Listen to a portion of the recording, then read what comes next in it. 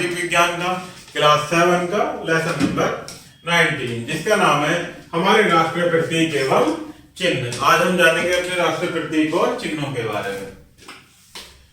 प्रत्येक देश का अपना राष्ट्रीय चिन्ह होता है जो उसकी अलग पहचान बनाता है। क्या होता है? प्रत्येक देश का अपना राष्ट्रीय चिन्ह। देश के प्रत्येक नागरिक से यह आशा की जाती है कि वह इसका सम्मान करे। यह उस सम्मान उसके देश प्रेम की भावना को दर्शाता है। यही हमारी राष्ट्रीय एकता तथा अखंडता का प्रतीक है। भारत भौतिक तथा सांस्कृतिक विविधताओं वाला देश है। यहाँ के लोग विभिन्न भाषाएं बोलते हैं, विभिन्न धर्मों को मानने वाले हैं तथा विभिन्न रीति रिवाजों का पालन करने वाले हैं, परंतु यहाँ की विविधता में भी अभिन्न एकता है। इसलिए भारत को अनेकता में एकता का देश कहा जाता है। क्या कहा जाता है? अनेकता में एकता का देश। विश्व के अन्य स्वतंत्र देशों के समान भारत के भी अपने राष्ट्रीय प्रतीक जैसे राष्ट्रीय ध्वज, राष्ट्रीय गान, राष्ट्रीय गीत, राष्ट्रीय चिन्ह, राष्ट्रीय पशु, राष्ट्रीय पक्षी और राष्ट्रीय पुष्प हैं। आगे देखते हैं प्यारे बच्चों राष्ट्रीय ध्वज के बारे में। देश की स्वतंत्रता से 3 सप्ताह पूर्व ही 22 जुलाई 1947 को भारतीय संविधान ने तिरंगे को राष्ट्रीय ध्वज के रूप में अपनाया था। तब 22 जुलाई 1947 को। यह आकार में आयताकार है। इसकी लंबाई व चौड़ाई का अनुपात 3:2 है। ये तिरंगे को आप देख सकते हैं इस डायग्राम के माध्यम से। हमारा राष्ट्रीय ध्वज 3 रंगों की आयताकार पट्टियों में विभाजित है। केसरिया सबसे ऊपर, सफेद मध्य में और हरी पट्टी सबसे नीचे स्थित है। भारतीय संस्कृति में तीनों का अपना महत्व है। केसरिया रंग साहस और त्याग का प्रतीक है, सफेद रंग शांति और सत्य और अहिंसा का प्रतीक है तथा हरा रंग समृद्धि का प्रतीक है। हरा रंग हमें कठोर श्रम करने, अपने प्राकृतिक संसाधनों का उपयुक्त प्रयोग करने तथा देश में व्याप्त गरीबी और बेरोजगारी को दूर करने का संदेश देता है। मध्य पट्टी में नीले रंग का एक चक्र है। यह धर्म चक्र कहलाता है। जो बीच वाली पट्टी में नीले वाला चक्र है प्यारे बच्चों, ये क्या कहलाता है? धर्म चक्र, जिसे अशोक स्तंभ यानी सारनाथ से लिया गया है। इसमें कुल 24 तिल्लियां हैं। ये जो है प्यारे बच्चों क्या है? 24 तिल्लियां हैं। हमारा राष्ट्रीय ध्वज देश के शौर्य और सम्मान का प्रतीक है, इसलिए इसे हमेशा सम्मान के साथ ही सही ढंग से फहराना चाहिए। राष्ट्रीय ध्वज को फहराने के समय कुछ बातों को हमेशा ध्यान रखना चाहिए। इसमें पहला है कि राष्ट्रीय ध्वज फहराते समय केसरिया रंग की पट्टी सदा ऊपर की ओर होनी चाहिए। राष्ट्रीय ध्वज से ऊंचा कोई ध्वज या चिन्ह नहीं होना चाहिए। यदि राष्ट्रीय ध्वज के साथ साथ कोई और ध्वज भी लगाया जाए तो वे सब राष्ट्रीय ध्वज के बाईं ओर और उससे नीचे लगे होने चाहिए।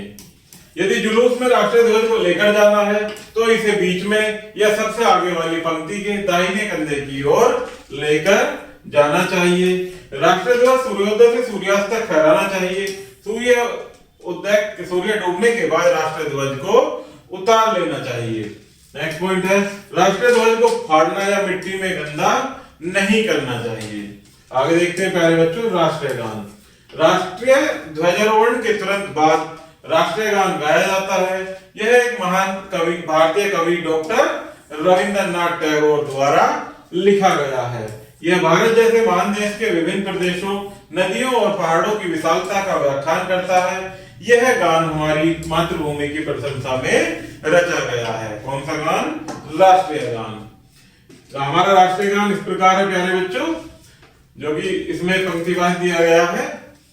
जन गण मन अधिनायक जय हे, भारत भाग्य विधाता, पंजाब सिंधु गुजरात मराठा, द्राविण उत्कल बंगे, विंध्य हिमाचल यमुना गंगा, उच्छल छल तिरंगे, तब शुभ नामे जागे, तब शुभ आशीष मांगे, गाहे तब जय गाथा, जन गण मंगलदायक जय हे, भारत भाग्य विधाता जय हे, जय हे, जय हे, जय जय जय जय हे।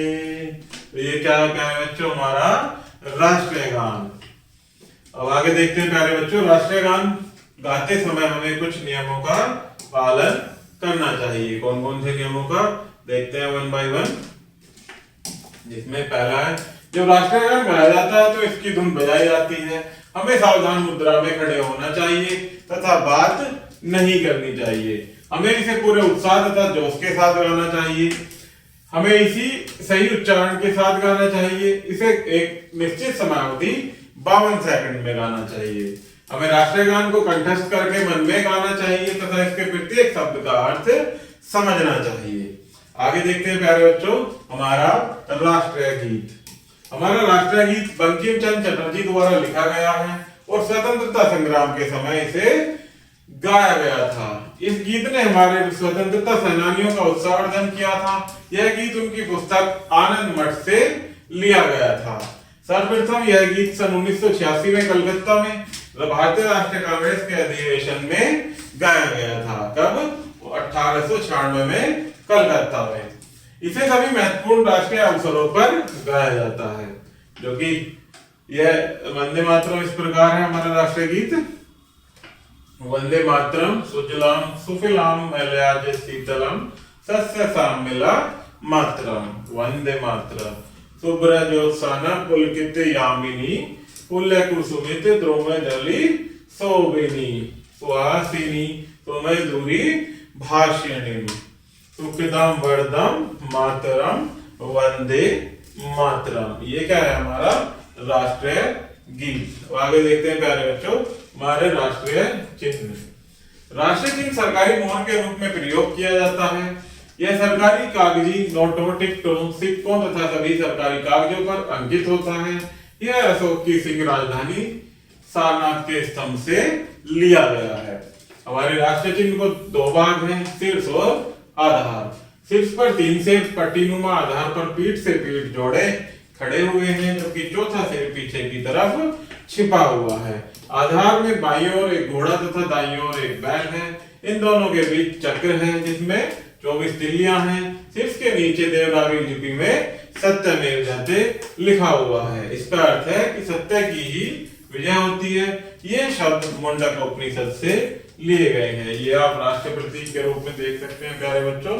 ये 24 तिल्लियां हैं, एक तरफ सिंह और एक तरफ घोड़ा है। ये 3 शेर सामने की तरफ है और इसमें एक शेर बैक साइड में छिपा हुआ है। राष्ट्रीय चिन्ह के शेर साहस और शासन का प्रतीक है। घोड़ा ताकत और तेज गति तथा बैल कठिन परिश्रम को दर्शाता है। आगे देखते हैं प्यारे बच्चों, राष्ट्रीय पशु भाग हमारा राष्ट्रीय पशु है। यह शक्ति, ज्ञान और शौर्य को दर्शाता है। शाही बंगाल बाघ भारत की प्रजाति है। इसे भारत द्वारा 19 जुलाई 1969 को राष्ट्रीय पशु के रूप में अपनाया गया था। आप पढ़ चुके हैं कि बाघों की घटती हुई संख्या को रोकने के लिए हमारी सरकार ने कई बाघ संरक्षण गृह बनाए हैं। अप्रैल 1973 को बाघ परियोजना प्रारंभ हुई थी। इस परियोजना के अंतर्गत 27 बाघ संरक्षण गृह बनाए गए जहां बाघों का संरक्षण किया जा सके। वो कितने बनाए गए? 27 बाघ संरक्षण गृह। आगे देखते हैं प्यारे बच्चों, राष्ट्रीय पक्षी। सबसे सुंदर तथा अद्वितीय पक्षी जो कि कौन सा है? मोर हमारा राष्ट्रीय पक्षी है। ये देख सकते हैं आप, मोर। और ये बाघ हमारा राष्ट्रीय पशु, ये हमारा राष्ट्रीय पक्षी मोर।